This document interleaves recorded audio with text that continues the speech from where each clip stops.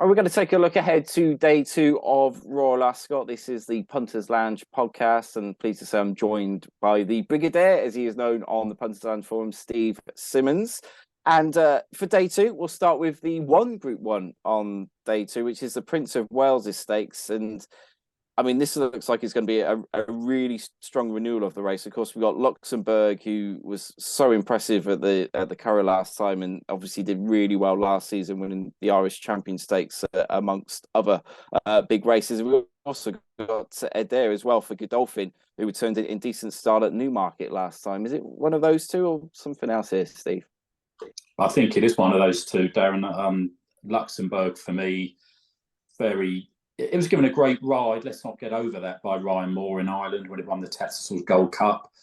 Seemed to get the first run out in front from Bay Bridge. Some people saying it wasn't Richard Kingscote's finest moment on Bay Bridge, but I disagree. I think the best horse won the race.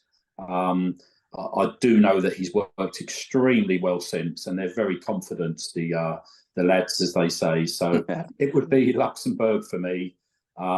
But, you know, on official ratings, he comes out the best horse, but he's only a pound better horse than Bay Bridge officially. And there's only half a length between them there at the Curragh that day. So, and then Adiyar is a further pound behind, and My Prospero a further pound behind. So basically, you've got £2 officially between the front four there. So it's not going to be clear cut, but I will be going with Luxembourg. That would be my favour. But I don't think this is going to be a rout. It's going to be a tactical race, and it's going to be a cracking race, isn't it?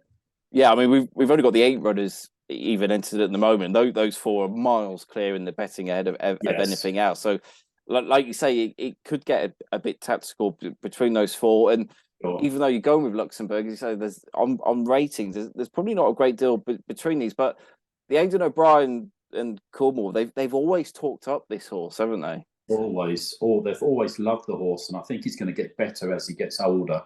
You know, I mean, some people would say he's been disappointing so far, but I disagree. I think he's getting there, and he could go on and take this and, you know, go forward and be a horse for the Eclipse and races like that later in the season. Yeah, so that's the Group 1 then on day 2. We'll take a look ahead to something completely different, the Royal Hunt Cup.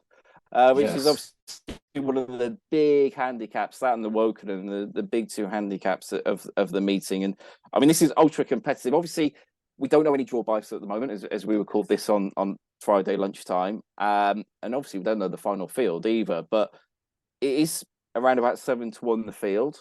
So it's going to be ultra competitive. Bookies, of course, will be offering loads of extra places on the day as well. So that's also up for grabs. But can you find us the winner a few days out of the Royal Hunt Cup, Steve? Blimey. That's not, it's an easy task. It's only 30 runners without the draw. The draw, as you say, Darren, is very important. It's high numbers have had the call over the last few years. The price of Perotto's been a gamble over the last 2-3 days. This is the Roger Varian horse that won the Britannia, not for Varian, 2 years ago. Off of 99, and it's now rated 96. So it's weighted to win a big 1 mile straight course handicap. But 7-1 just seems too short. I certainly wouldn't have liked the Victoria Cup conditions when it was 7th on its reappearance on soft ground. So I can understand where it's coming from. But as I say, in a 30-runner race just looks too short for me. Saga's a horse of John and Thady Gosden's, second in the Britannia last year. So again, it's a horse that likes a straight track, fast ground conditions. But it is £9 higher now, and I don't think he's one you can really trust. He doesn't have. I was just about to say that point. He's a very frustrating horse, isn't he? Very frustrated. He's the type of horse that could win this and then not win again for the rest of the season. He's that type. Couple that I like, Garley. The Side Bin Saror horse. They won this with Real World 3-4 years ago. The one on the far side ended up being a Group 1 horse. So, you know, that's the type of horse sometimes you need to win this race. But I know they've always liked this horse. He's not been seen since last October when he won at Newmarket. He's been trained for this. And I do know that he's been to Chelmsford recently because they were finding it hard because of the lack of rain at Newmarket. So he's had a racecourse gallop. He's been aimed at this. I think he'll run well. He won't be my selection, though. My selection is Astro King, the Kubler's horse. I think they're a terrific outfit, Daniel and Claire Kubler. They've bought this horse for 36,000 from Sir Michael Stout. He's been placed in this race the last 2 years. Runner-up in 21 off a 98. Fourth last year off 102. He's down to 99, so lower than lower than last year's anyway. He was desperately unlucky, I know, because I backed him last time out at York. Richard Kingscote, it was the day of the Dante when nothing went wrong for Mr. Kingscote with Passenger as one of them. But this one, he was all dressed up with nowhere to go inside the final 2 furlongs. And when he did finally get out, he finished an unlucky 4th. So the each way part was collected, but I did feel a bit gutted that I didn't get the win part. But I noted him down at the time. I thought that could win a definite Royal Hunt Cup for a good combination. And I know he was frustrating when Stout trained him, but he's obviously got the ability, and a strong mile, straight mile will suit him. Richard Kingscote's been booked. Whether that's a good or bad thing, I don't know after the way that he rode him last time, but we know he can do the job. So he would be my selection, Darren. Astro King, but with a definite mention for Garley, the Bin Saror horse, the Godolphin horse. Anything at a monster price that could fill the frame? I mean, we're likely to get 6-7 places, aren't we? Absolutely, yes. So is there any? I must admit, at the moment, before I've known the draw, I guess that's a tricky one. Yeah, no, that's completely fine. I'm sure when the decks are out, the draw's out, I may be able to dig something out, and you'll be able to find that on the Punters Lounge website, obviously. Of course. Right, let's go back to the first race on day 2 of Royal Ascot. It's the Queen Mary Stakes, Group 2 race for fillies, 2-year-old fillies over 5 furlongs. And again, this looks like it's going to be ultra competitive, obviously full of unexposed horses. But Jane Chapel-Hyam has got the favourite at the moment with Born to Rock, who was pretty impressive when winning at York. Yarmouth it won at Yarmouth. Oh, sorry, Yarmouth. I'm looking at my phone. Yeah, Yarmouth. Sorry. Yeah, that's right. It was impressive that day, and it's unlike her to have a speedier 2-year-old as this at the stage of her career. But she goes there with a good chance, but it's 9-2 the field at the moment. I think it's a very, very hard race. You've got beautiful Diamond at Colbert's. He was equally as impressive. Was equally impressive at Nottingham. They're the market leaders. Then you've got to Love a Grey. Now, this is an interesting one. Another Colbert trained filly. Winners of the Marygate at York have got a very good record in this race over the years. So you'd have to respect that one for the Midland Park owners. You've got an American horse in there, Crimson Advocate. I don't know too much about. But there is a horse I like at a big price here, Flora of Bermuda. This is trained by Andrew Baldwin. It ran in the Hilary Needler last time out at Beverley behind Midnight Affair, who's also likely to run here. But if you go back and watch the race again, Flora of Bermuda couldn't get a run inside the final 2 furlongs. And when she did get out, she was flying at the end. You could argue the Midnight Affair won a little bit cosily on the outside, but there wasn't a great deal between the two. And when you consider Midnight Affair's an 8-1 chance, and Flora of Bermuda's there at 20-1, James Doyle's been booked as well. I think at the moment she's a little bit of each way value. So that's Flora of Bermuda in the Queen Mary. Right, let's move on to one of the other Group 2 on day 2 of Royal Ascot, the 340s, the Duke of Cambridge Stakes. We're over the straight mile here, and Joseph O'Brien has the favourite here with Jumbly, who was second at the Curragh on seasonal debut. Won't go off favourite, Darren. Odds compilers have got this wrong. That won't go off favourite, in my opinion. It was a good run last time, don't get me wrong, for Joseph O'Brien, but official race seems to have Laurel and Prosperous Voyage, a £7 better horse than Jumbly. So I think the horse that's overpriced here is Prosperous Voyage. Beckett's horse did it well last time at Epsom, and because that was a Group 3, he gets no penalty here. So I expect that to shorten up. Frankie Wood rode it last time, but he's been claimed by the Gosdens for Laurel. But she ran a little bit flat for me in the Lockinge last time. So Prosperous Voyage would be my selection there. Not strong, but I think Jumbly's too short for me. The Joseph O'Brien horse. Three that we've mentioned. Yes. So not much depth to it. No, Grand Dames perhaps should be given a mention. It's not run since October. It's only got £4 to fine with the principals at the front of the market. But no, I'd stick with Prosperous Voyage there. I like the way she got it done in the end. Frankie, very cool ride, last to first at Epsom, but I'm not sure who'll pick up the ride on this time round.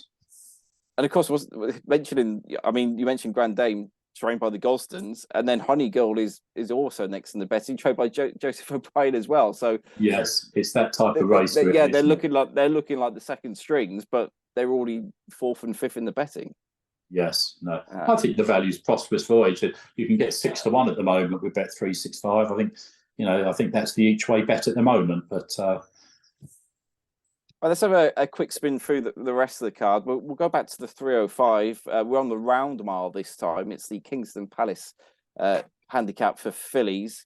And Sir Michael Stout has got Crystal Caprice in here. Ryan Moore's been booked for the ride. But obviously, it's a very, very competitive contest. Bet365 have got that one. And Tamarama, who has Frankie Dettori booked for Rafe Beckett, is the 600 joint favourites at the moment.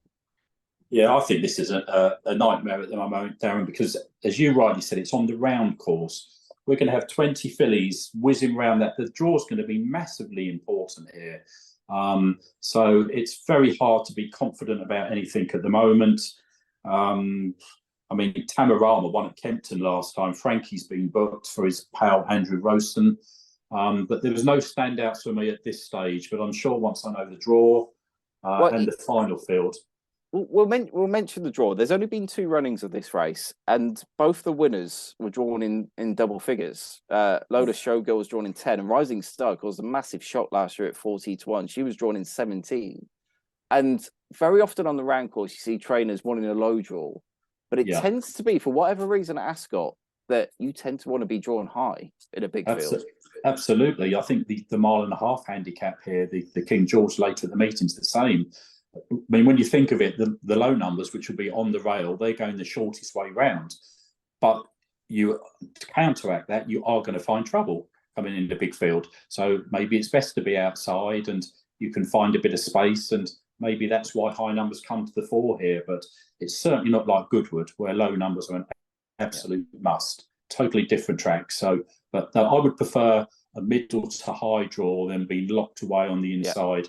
With horses coming across you. And yet, as I say, when you read the trainers' comments in the Racing Post on the morning of the race, they will invariably say, "Oh, we got a great draw in store too," or something like that. That's right. And yet, the stats do not back that up at all. No, so exactly.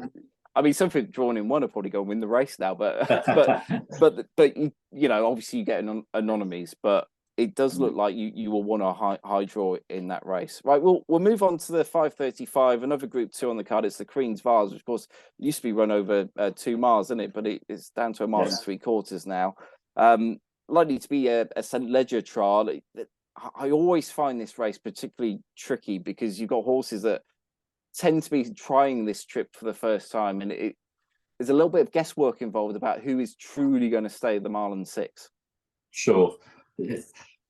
It's got a bit more class about it now, though, Darren, hasn't it? Since it does. Since it's dropped down to this trip. That is a fair point. And I do think at the moment there's a standout for me here because you're looking at the current betting. You've got Tower of London in there of Aidan O'Brien's. Now I believe that's going for the King Edward, the mile and a half contest on the Friday, I think it is. Circle of Fire, I'm not sure where that's going. Castle Way is definitely been going to the King Edward. That's the 4 favourite of Charlie Appleby's. They're very sweet on that. Arrest has been entered here, which was a bit of a shock yesterday. I think it. Yeah, I must admit, I was surprised to see Arrest in there. It's a funny one, isn't it? I think it's ground dependent, really. If the ground's fast all the week through, well, then we may see it over this longer trip. Chess Piece won a handicap last time, but the one I like and hasn't got any other entries. I think that's the important thing at the moment. A lot of those that I've mentioned, like Tower of London, Castle Way, Arrest even, they've all got other entries. The one that hasn't is the favourite Gregory. Now, this was very impressive. It's a John and Thady Gosden trained horse. Very impressive at Haydock, and then at Goodwood in the listed company over just short of a mile and a half. Crying out for this trip. Frankie's been booked. He's got a mark of 110 officially, which bar Arrest makes him the highest rated in the race. He's beginning to blow up this morning as well, I noticed. He's top price 11-4. Don't want to be just a favourite backer, but I think whoever beats Gregory in the Queen's Vase will be the winner there. So we'll have to wait and see. The last time John Gosden won this race was in 2017 with a certain Stradivarius. Well, whatever happened to him? Yeah, well, exactly. I mean, we should mention Aidan O'Brien. I mean, he's got a fantastic record in this race. In the last 10 years, he's run it 5 times.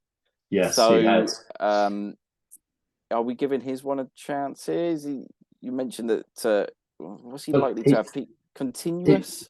Well, he's got Goolagong in there as well, hasn't he? That one, a Navan Maiden on heavy ground. It's hard to assess, really, but it's just the typical sort of Aidan O'Brien. Wouldn't be a shock if it came out, and it's got all the fancy entries. If it came out and did run well, you think Tower of London's going to go elsewhere? So I'm sure I read somewhere that he was going for the King Edward. So he could have continuous Goolagong, as you mentioned, also Peking Opera. The other 3 entries that he's got currently in this. Yeah, race. I'm sure he'll have something for the race, won't he? And you'd have to give it the utmost respect, whatever he runs. Continuous. I think he was a bit disappointing last time, wasn't he? That was, I think that was the French 2,000 guineas. He finished 8th to Ace Impact, beating 15 lengths there in the Prix de Jockey Club. Sorry, the French Derby. French Derby, yeah. Yes, yeah, it would be. So, and he's, that was 1 mile 2, up half a mile. But he's done it before. You can't dismiss anything that he would run here. And Peking Opera you mentioned as well, Darren. He won a listed race at Navan, 1 mile 5 furlongs on soft ground. He could come into it, but he's only got an official mark at the moment of 99. So he's going to have to improve the stone to be competitive, but it's quite possible, Yep. But I think Gregory's the one to beat. He's already been there and got a mark of 110, which is a good mark. He's going to stay. He's going to run. He's booked his job. There's a lot of positives, basically. What you're saying is he's probably want to get on net sooner rather than later, because with the other horses coming out, he's likely to go. Yeah, exactly. We could lose the 2nd, 4 favourites. So, yeah, come the day 5-2 might be a bit of value. Seems about the right price to me, to be honest. But who knows? What happens between now and there. Right, we'll move on to the finale, the Windsor Castle Stakes. Back to the 2-year-olds here over 5 furlongs listed contest, and I mean this is wide open again. Again, we've got horses that have only had 1 start and they've won them, so are open to any amount of improvements. We've got Barnwell Boy, Johannes Brahms, and Fandom for Wesley Ward, who are all at the top of the market at the moment. Yeah, well, a lot of those at the top of the market. Johannes Brahms, that's in the Coventry. I believe that's where he's going to run as well. And Fandom, we talked about earlier, that's in the Coventry. So this is a race that could fall apart. I mean, there's been 46 have declared at the 6-day stage and 28 can run. I don't think there's any value there at the moment. I mean, Barnwell Boy, the favourite, Charlie Johnston, having a good first season on his own. Bolted up at Goodwood. That was 6 furlongs, though. So dropping back to, to 5, even though it's a stiff 5, be a slight question mark there. I certainly wouldn't be taking 4-1, which he is at the moment. Oisin Murphy's been booked. If I was playing at the moment, it would probably be with Maximum Impact. Alice Haynes, terrific trainer, deserves to win a big one. Trains this for Ammo Racing, obviously. It's impressed me at Ascot that time when it kicked clear of a well-related Archie Watson horse, Action Point. So 2 from 2, Alice Haynes booked. I believe this is where he's going. Kevin Stott's already down to ride.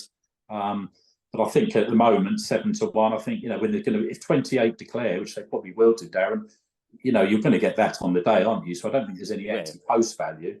But, he's unbeaten and he looks a fast horse. So he'd be my selection, but wouldn't be a strong selection. Okay, and let's get your best bet on day 2. Oh, best bet. Right. Well, I'm going to go for the Hunt Cup, believe it or not, and my old pal. Yeah, there we go. Let's kick it off. Astro King each way. I was going to say, he looks a really solid each way chance in that race. I know it's hard to be fully confident, but given his record in the race, as long as he's drawn well, he does look as if he's going to run his race and he's going to go fairly close. You would have thought. I'd like to see a high draw for him, and would make me even more confident. I do think they're a great combination. The Kublers, horse has been trained for the race.